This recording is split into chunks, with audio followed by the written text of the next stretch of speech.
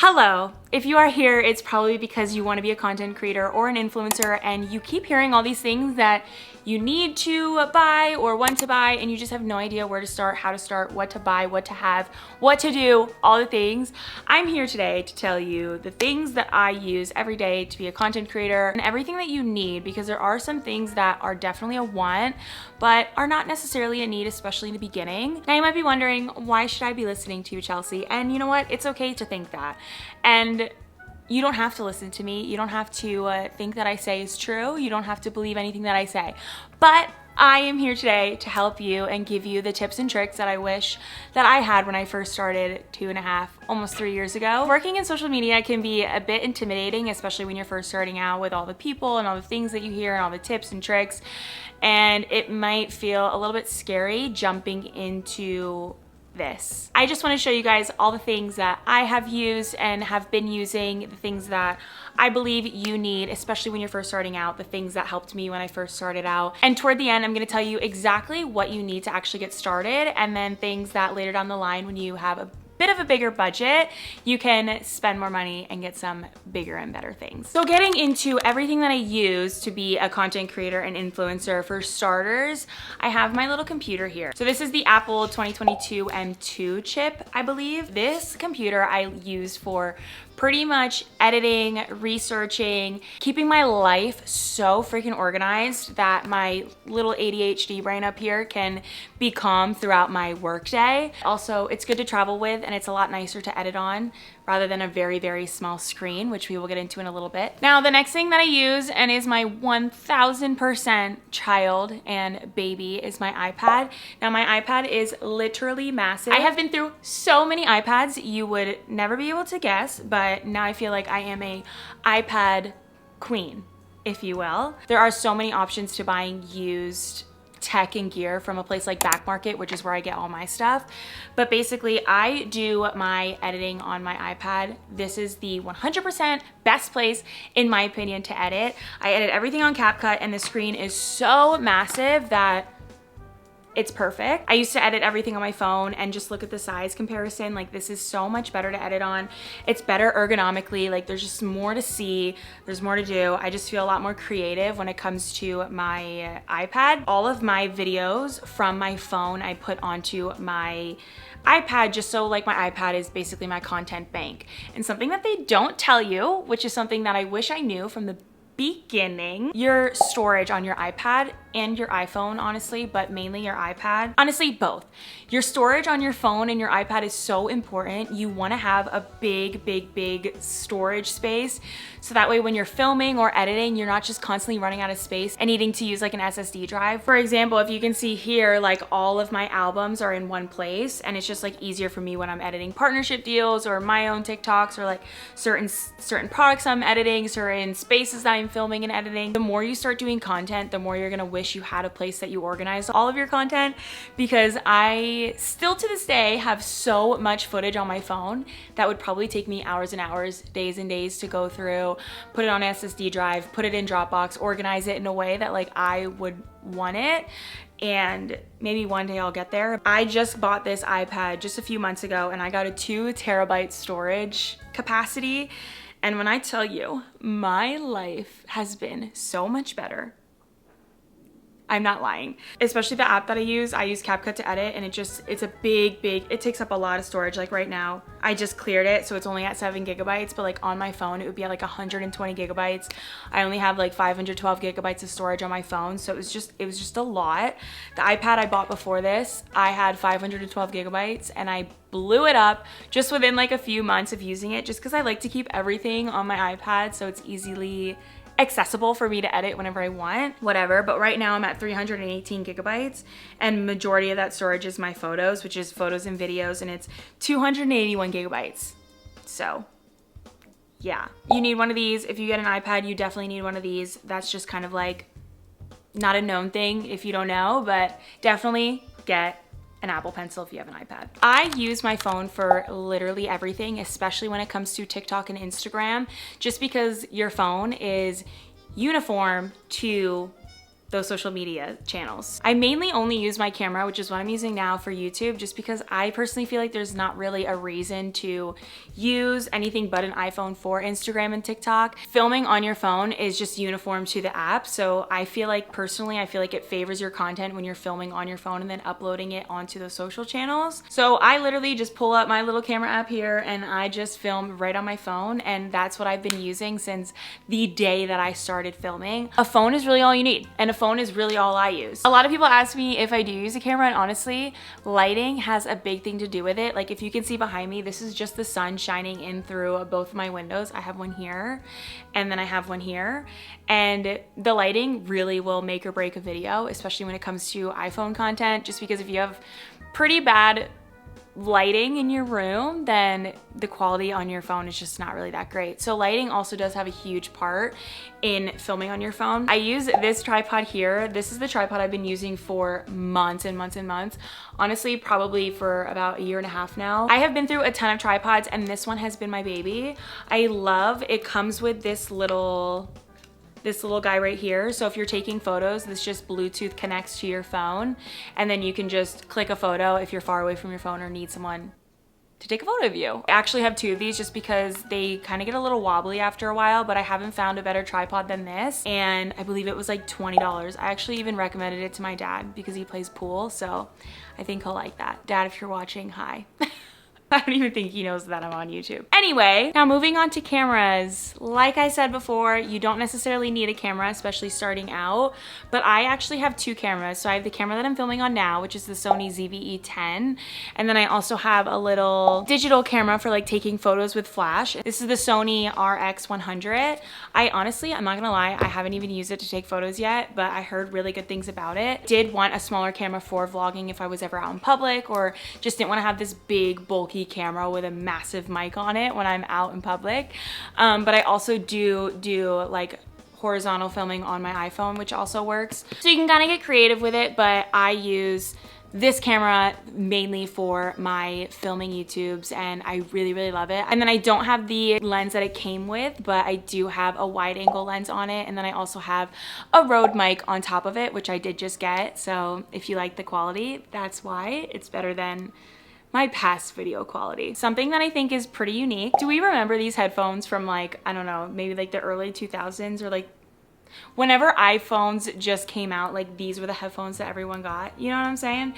And you know what? We have been sleeping on these headphones. This is what I use mainly for my mics when it comes to voiceovers on my Instagram and TikTok videos, and even my ads. Like when I'm doing ads for clients and stuff, like I will literally just pop this bad boy into my phone or my iPad and I will just talk into it like a mic. And I don't know if you've seen like some of the YouTubers that you watch or vloggers that you watch, a lot of the times they'll put these headphones in when they're like walking and vlogging, and they'll just be talking into this mic.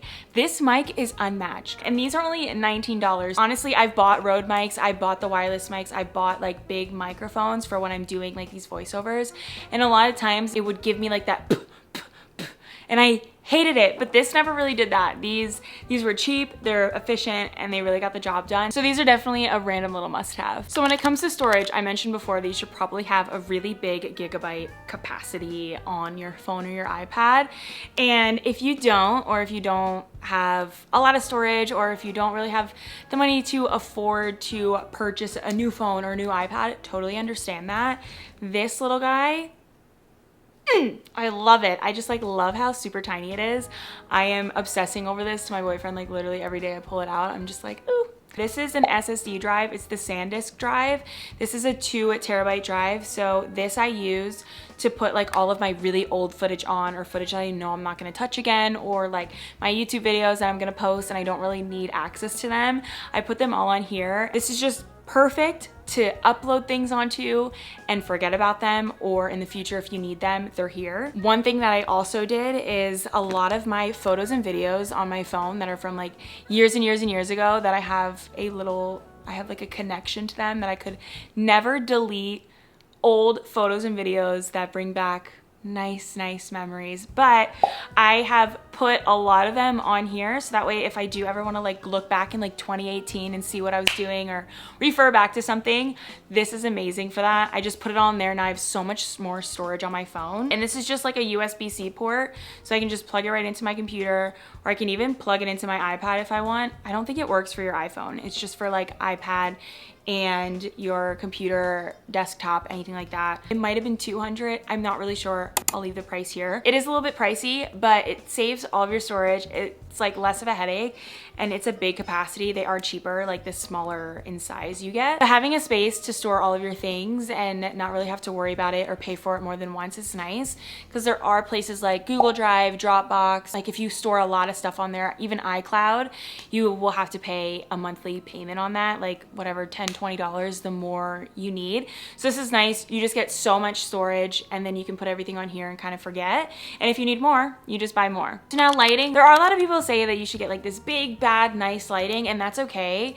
And totally, if you don't have like windows or a lot of sun coming in through your house, I totally understand why that's a need for some people. But for me personally, I just think nothing compares to the sun and natural lighting. Like right now, I'm filming this at 4 p.m. and I really only film at 3:30 to 6 o'clock in my house, because that's just when the sun is coming through my living room.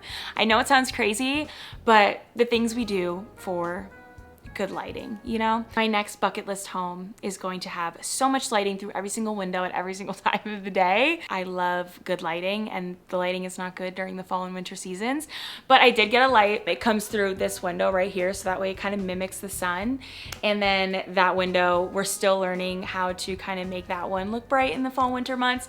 But like I said, I really only just use the sun. That's been the thing that works for me. I don't have lights on in the house when I film. It's just the sun, and I highly recommend that, especially when you're just starting out. Like, don't go and buy these like hundreds and hundreds of dollar lights and equipment, because at the end of the day, if you just have sun coming through a window, that's really all it takes, and then you can kind of expand from there. This little bad boy I use all the time. It's my little USB-C connector, and this kind of just connects my SD card, a little SD card, I don't really know what that's called, and a USB, just because my computer doesn't have a USB port. So this is just easy to like grab the card from my camera, upload it to my iPad, upload it to my computer, and that just gets the job done. This is like, I think $19 from Apple. Another thing I always use is this little guy right here. This stores all my little cards for like my YouTube videos, and just I've had so many cards that I've lost and just couldn't find, and then I get anxiety and then I get upset. And this has just been game changer for that, keeping everything in one place, and she's kind of cute. The last thing I kind of want to get into, it's not like technology related, but it's more so like what I use to actually edit. I did kind of get into that a little bit earlier. So if you're looking for like an app and you don't know what to edit on or what to do for photos, what to do for videos, CapCut and Lightroom are literally the only things that I use and always use. Like, I mean, I'm on CapCut more than I'm on any other app that I own. CapCut is where I edit all my videos, TikTok, Instagram, and YouTube even. Yes, I use CapCut to edit my YouTube videos, and you can get it on every device. You can sync them up together. You do have to pay for that though, but otherwise it's a free app that you can just edit whatever you want, which is really nice. There's a lot of different ways you can edit, and there's a lot of free things that you can use within the app. And I've just been using that literally since the day that I started. So that is something that I will always vouch for. Lightroom is where I edit all of my photos. So every single photo that I have, I've created a preset for myself that I really like, and I just copy and paste my preset onto all of the photos that I want to upload to social media. And that's how my Instagram is looking like this. So it's all super cohesive because I created a preset and just like put it on all of my photos. So if you want to have like your own aesthetic down on Instagram, like this is the perfect way to do that. There's a lot of options on Etsy if you don't really know how to edit on there yet. It is also a free app just like CapCut. However, you can upgrade. I upgraded mainly to edit my videos. If you do want to put like a preset or edit your lighting, anything in your videos, you do have to pay extra a month, I believe, or maybe it's a year. I think I paid for the year, but you can pay monthly. I used it once and I just feel like it ruined the quality of my videos when I edited it. So definitely something to look into if you do want to make all of your videos look uniform. I have seen creators do that as well. So that is an option. Those two apps are definitely something that I recommend if you do want to be a content creator. It's just going to make your life so much easier. Okay, so now that I told you about everything that I use, I want to tell you more about the things that you actually need to get started. And honestly, it boils down to just 4 things. And the first one is just being your phone. So really, the only thing you need to get started is your phone. And not just your phone, but a tripod. These are going to be your best friend and really the only things that you need to film content, edit content on, all of that stuff. And the third thing that I recommend is definitely these headphones. Like I said before, it's going to make your voice quality so good, especially if you are working with brands and you're doing ads. These are only $19, super affordable to have. And honestly, if you just want to do voiceovers on your Instagram or TikTok videos, this is a perfect way to just get into the habit of like learning how to do a voiceover and just having a good quality voiceover. The last thing is Canva and Lightroom. Those are the 2 apps I recommend with all of me, and I really think they're going to make your journey so much easier. There's so many videos on YouTube on how to use them and just the whole process if you are nervous or you don't really know how to use them at all yet. But if you do want, I can also make a video on how I edit my personal TikTok and Instagram videos in CapCut, and also how I edit my photos in Lightroom. I can go into a video of that if you want like a deeper dive. Now, to take it up a notch, when you are starting to get a little bit more of a budget and you are starting to maybe explore bigger options and you want to invest a little bit more, I highly recommend getting an iPad. This is going to save your life when it comes to editing. It's going to make it just easier to edit, especially with a pencil. Having that like easy access of clicking and doing things, it's going to be a lot easier on an iPad. So I highly recommend getting an iPad with a lot of storage, especially if you're editing on it. So like 500 gigabytes plus. I would honestly even recommend a terabyte. But if you are going to be buying one, you can always get it used. You can get it from backmarket.com. Not sponsored. I just love them. My boyfriend put me on and then I put my mom on, and we've just been buying used stuff from there like ever since, because you can save so much money buying used stuff, even if it's in like perfect condition. Side note, I bought my first iPad from Back Market and I believe it was like $300 or $400. It said it was in good condition and it came excellent. Like it literally looked brand new. So don't sleep on those used marketplaces. Another thing I'd recommend later down the line is getting a camera. Really, I'd only recommend a camera for YouTube. Like I said before, I don't really think a camera is necessary for TikTok and Instagram. I have grown my TikTok from 0 to like 220,000 and I've never used a camera a day in my life for it.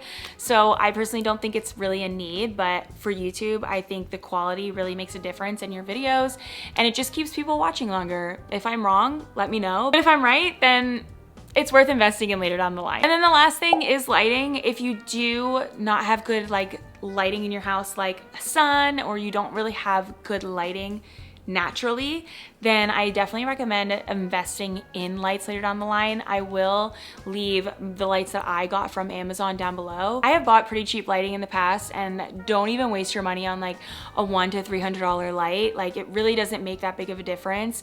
It honestly might not really look that good at all if I'm being really honest, but I have bought cheaper lights in the past and I just wish I would have just bit the bullet and paid a little bit more money. So the lesson out of all of this, and the biggest thing that I recommend, is the only thing that you need is an iPhone and a tripod to start. I think iPhone quality is the best quality. I can leave this for another video, but I do want to add in a little tip that the more you post now, the more you can track what's working and what's not. So for example, when I was posting on TikTok, I was posting 3 to 5 times a day, every single day. And I believe that that helped me so much with growth, because I gained probably like 10,000 followers that month that I did that.